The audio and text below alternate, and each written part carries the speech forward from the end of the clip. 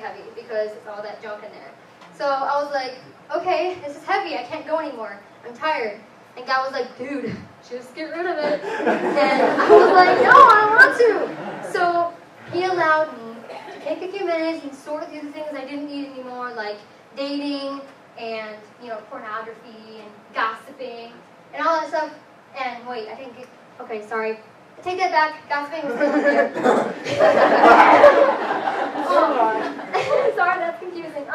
So I took out things that I didn't need anymore. And I was like, all right, I'm ready to go. And so it was a little bit lighter. So I kept going.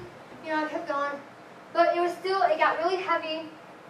And I couldn't really keep my eyes on Jesus if I had a stinking box behind me, because when you have your whole life behind you, you still have to take care of it and be like, well, I still have to gossip about this person. 1 second, God, just 1 second, hold that thought. Yeah, this person, yeah, I just fixed that because I want to be friends with that person, and they said something bad about me, and you cannot focus on God while you're looking this way and dragging it like this. I had one hand with God and one hand on my box, and I was kind of sitting on the fence. And I did give my life to God, but I was not trusting Him, and I was still practicing my worldly things that I practiced before. And that's point number 3, is that perhaps you see yourself and you're walking with God, and you're sort of getting a small view of where He's taking you. And yes, He's leading you in the right direction, but you're missing out because maybe He tried to tell you something, but you weren't paying attention, and you were looking here, and you didn't even hear it. And maybe God is using you in small ways because you're sometimes paying attention, but He can't use you the way He wants to if you're looking back and you're dragging your box behind you. And so maybe that's another point that you might be at, is that you're dragging your box behind you and you're not trusting God completely. And maybe you've sorted out a few things I guess I could get rid of this song, but I'm going to keep this song because it only says the F word 1 time. And that's fine because I'm not even going to sing it when I hear it, And I used to be obsessed with Lil Wayne. He was I loved that, but I couldn't let go of that. It was on my iPod, and I kept him on my iPod for 6 months because I just could not get rid of that. That was, whew. I loved him, but you see, that was slowing me down. That was not something that glorified God. Amen. So I needed to get rid of that, but it was in my box, and I wanted it, so I kept it. And yes, God is not going to smite you and be like, you did this and I'm going to kill you. No, He loves us so much that He allows you to do that. He allows you to have free will. And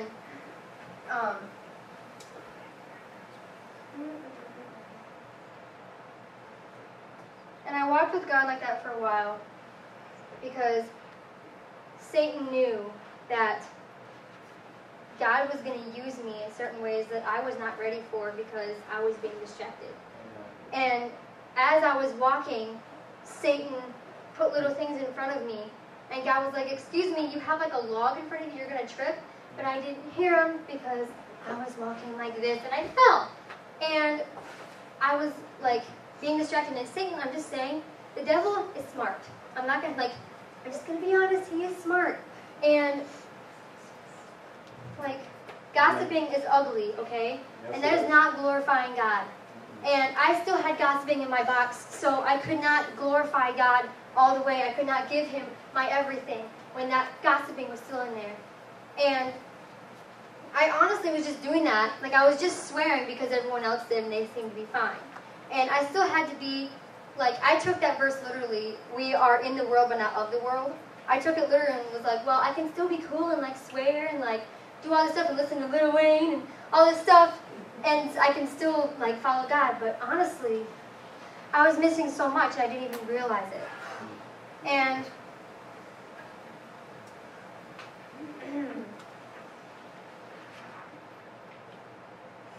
I got really, really tired of just carrying along this stuff, and life got kind of boring because I didn't realize that God couldn't use me, and I thought it was because God didn't care anymore, and life just, I was worshiping God and everything was good, but there was no emotion. And I know that faith is supposed to be an action word, but I was well then how come people talk about how they feel so loved and so accepted by God, and He's doing so much in their life, but I'm just sitting here doing nothing.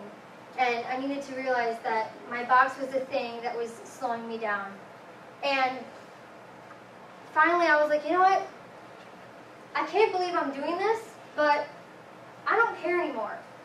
I don't care anymore. I'm just going to, I don't need this anymore. I'm just going to, I don't want it anymore. I'm letting go of my past.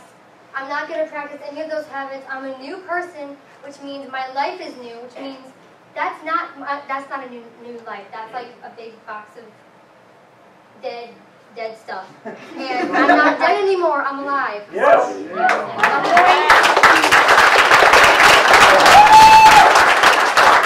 So I'm going to walk with God, just me and Him, as a team, without my old life. I'm going to stop gossiping and swearing and listening to Lil Wayne. I honestly do not miss it because I'm a new person. I forget everything I saw on the internet. I forget everything that I saw in TV shows because I'm a new person.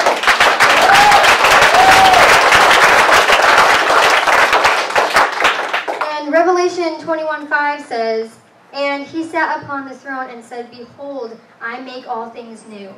And He made me new when I asked Him to. When I got rid of my box and said, you know what, I'm starting over. He's not going to just like, you're a new person because I'm choosing you right now, and woo! And you don't got no choice. No, like, He wants us to have a choice, and He can't make us new unless we let Him. Okay? You have to get rid of all these worldly addictions and worldly things in order to glorify God, because God is not in this world.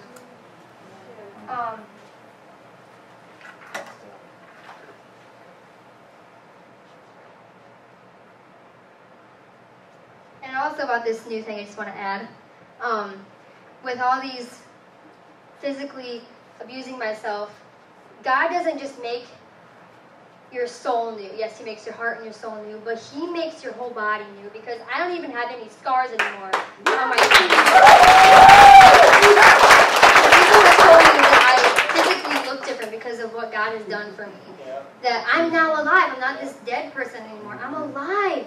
And I feel like I could just, woo, like I'm free, you know? I'm free to worship my King, and I'm not just in the dark anymore with chains. And that is the best feeling I've ever felt.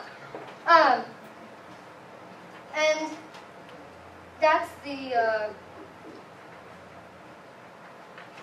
the fourth step, is that maybe you're walking with God. Wait, hang on one second. I have to add the point.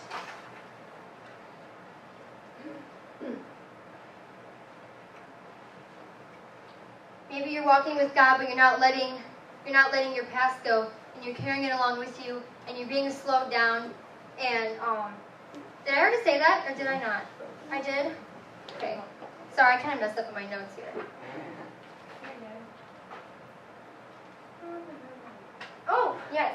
The fourth point is that maybe you've let your box go, and it's just you and God, and you're doing all you can to be just like Jesus, and you're worshiping Him, and you're glorifying Him, you're living for Him, you're doing all these things that He wants you to do, you're hearing Him, He's showing you things, life's great. But then all of a sudden you keep like falling, and you're like, okay, wow, this is harder than I thought, because I'm looking at God, but then things just keep coming. And I'm like, wow, that was my old life, get away from me. But you see, Satan won't give up no matter what. I mean, like I said, he's smart. He's not going to just be like, well, I lost her. No, I mean, he will try again. If you give your life to Jesus, Satan will be like, well, I once had that life. Now I want it back. So come here! And he'll like do all he can. Like, in fact, I was tempted even worse ways after I committed my life to God, because Satan wanted me back. And because he knew what God was going to do. And so Satan took my box, and he saw that I was starting to walk, and he was like, he took out gossiping. He was like, did you miss this? Yeah, you see this person? Yeah, you're not going to be friends with that person if you just take it. Just take it. And see, I was so tempted just to be like, I want to say something bad about this person so bad. And God was like, no, you got to keep walking. And we're going to mess up, okay? Like, don't be discouraged if you feel like you just keep falling and falling and falling, and like you're being tempted by the things in your box, and they just keep coming back to you. And like, don't be discouraged, because God doesn't care how many times you fall, okay? Because all of us make mistakes. We're not perfect. He only cares about how long you stay down. If you fall, just get back up again and go. Just charge. And if you fall, then just get back up again and go. And I'm going to repeat that. If you fall, just get back up again and go. Amen.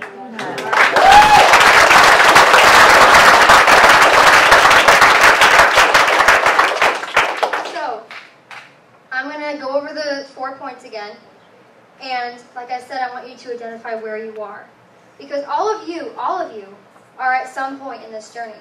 Okay? You can't just be standing there. You're either going one way or another way. You're either walking backwards, following Satan inside your box, or you're going forward. You cannot just be standing there, okay? Point number 1 was maybe you're in a dark box. And maybe your life was not as bad. Like maybe you never ever physically abused yourself, or maybe you never had a really, really bad addiction. But like maybe you do have some addictions, like maybe swearing, or maybe you're listening to really bad music. And you don't really realize how bad it is because it's dark. And maybe you want a different life, but you feel like no one can give that to you because it's so dark and you can't even see. And every time that you see light that shines in, you look away from it because you're scared of it and it's just not where you're used to. Okay? Point number 2 is maybe you've opened your box. And maybe you're still halfway standing in, but you're guarding yourself and you're not really seeking God as much, and you feel like you're just not being used by God as much because you're just standing in your box like this and you're blocking Him. You're not paying any attention. And maybe you'll be like, okay, God, you're great. I've seen you on the corner of my eye, and woo, you're great. But you're not really seeing Him.